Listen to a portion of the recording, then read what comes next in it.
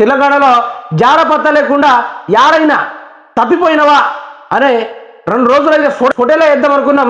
గా నాయకులు ఈరోజు తెర ముందుకు రావడము, దాన్ని మనం విశ్లేషించడము చూద్దాం. ఒకసారి ఈయన తప్పిపోయిన కోదండరాం, ప్రొఫెసర్ కోదండరాం గా ముక్క చూద్దాం. ఛత్తీస్గఢ్ కరెంటు ఒప్పందానికి ఈ ఆర్ఎస్సి ఆమోదం అబద్ధం. కాంపిటేటివ్ బిల్డింగ్ కు వెళ్ళకపోవడంతో రాష్ట్రానికి వేల కోట్ల నష్టం. ఒప్పందం మేరకు ఛత్తీస్గఢ్ కరెంటు కూడా సప్లై చేయలేదని వెల్లడి. గత బీఆర్ఎస్ ప్రభుత్వ చర్యలతో ట్రాన్స్కో, జెన్కో రూపాయలు 8,81,000 కోట్ల అప్పులు.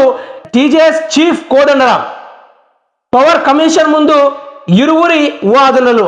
అయితే ముచ్చట మీకు చెప్పాలి, తెలంగాణ రాష్ట్రం ఏర్పడి 10 సంవత్సరాలు అయినప్పటికీ మరి 3వ ముఖ్యమంత్రిగా యనమల రేవంత్ రెడ్డి ఆయన అధికారంలోకి వచ్చి సీఎం సింహాసనం అధిష్ఠించినప్పటికీ మరి రాష్ట్రాన్ని పరిపాలించకుండా గత ప్రభుత్వం పైన ఇంకా వాసోపుల పాటలు పాడుతున్న మా ముఖ్యమంత్రి రేవంత్ రెడ్డి గారికి శతకోటి నమస్కారాలు. అయితే ఇక్కడ ముచ్చట ఏంటంటే, ఇక రాష్ట్రం అయితే ఉంది, పల్లె కన్నీరు పెడుతుందో కనిపించని గుట్టల,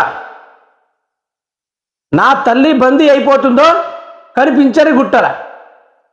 అయితే తెలంగాణ రాష్ట్రంలో చాలామంది ప్రజల తరపు, రైతుల తరపు, విద్యార్థుల తరపు అందరూ కంటతడి పెడతా ఉన్నారు. జీతాలు లేవని అన్ని చాలా ఉన్నాయి. మరి బీఆర్ఎస్ ప్రభుత్వం ఉన్నప్పుడు ఇదే కోదండరాము ఫ్లెక్సీలు పట్టుకొని ధర్నాలు చేసుకుంటూ ఆయన ప్రతి ఒక్క సమావేశాలు ప్రెస్ మీట్లు పెట్టి కొనసాగిండు, మనం చూసిందే.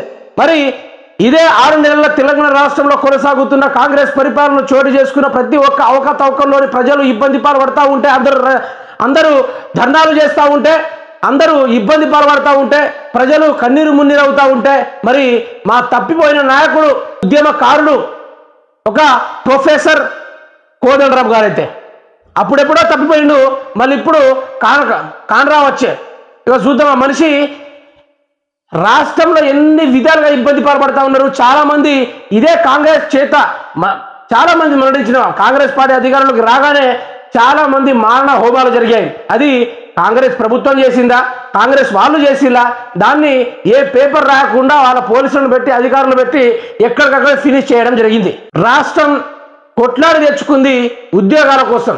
అది బీఆర్ఎస్ ప్రభుత్వంలో కొంతవారికి దక్కినప్పటికీ, కొంత దక్కనప్పటికీ ఈరోజు ఇదే రేవంత్ సర్కార్ పాలనలో ఈ కోదండరాం వచ్చి ఇప్పుడు విద్యార్థుల పక్షాన్ని నిలబడకుండా అతనికి పదవి ఇచ్చేసి ఆయనకు మూట ఇచ్చేసరికి ఇక ఆయన చల్లబడ్డాడు. మరి ఏడ గాయమైపోయినావు ఇన్ని రోజులు, ఇప్పుడు ఇన్ని రోజులు ఏడ గాయమైనావు?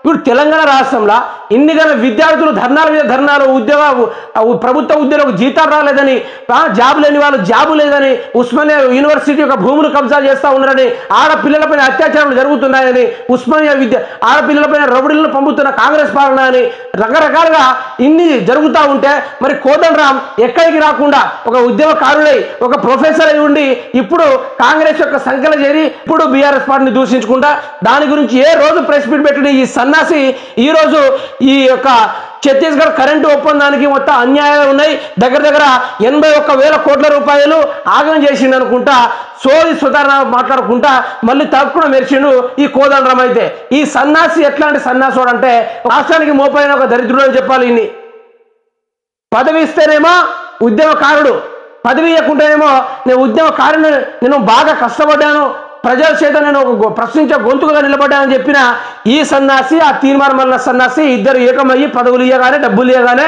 ఎక్కడో ఫామ్ హౌస్లో పండి ఈరోజు మళ్ళీ కేసీఆర్ పైన మన వాళ్ళకి ఏదో డబ్బులు ఇచ్చినాం కదా పోయి వాళ్ళని పిలుచుకోవాలంటే ఈ సన్నాసిని తీసుకొచ్చి ఈరోజేమో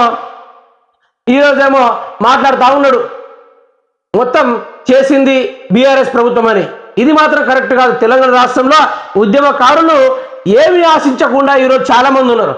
కానీ పదవి ఆశించి రాష్ట్రం ఆగమైపోతున్నా కూడా ఆ ప్రభుత్వాన్ని ప్రశ్నించకుండా 2వ రూపాన్ని పరిచయం చేశాడు మన కోదండరాం, ప్రొఫెసర్ కోదండరాం. అయితే మరి ఈ విధంగా పరిపాలన సాగుతుంది ప్రజలారా. మరి ఈ కోదండరాం విద్యార్థుల పక్షాన నిలబడి కొట్లాడతానని చెప్పిన ఈ మనిషి ఇప్పటిదాకా జాడ లేకుండా ఈరోజు తప్పిపోయిన వ్యక్తిగా మళ్ళీ కనిపించడం జరిగింది. మరి ఇలాంటి ఏం చేయాలి? మీరే కింద కామెంట్ బాక్స్లో తెలపండి.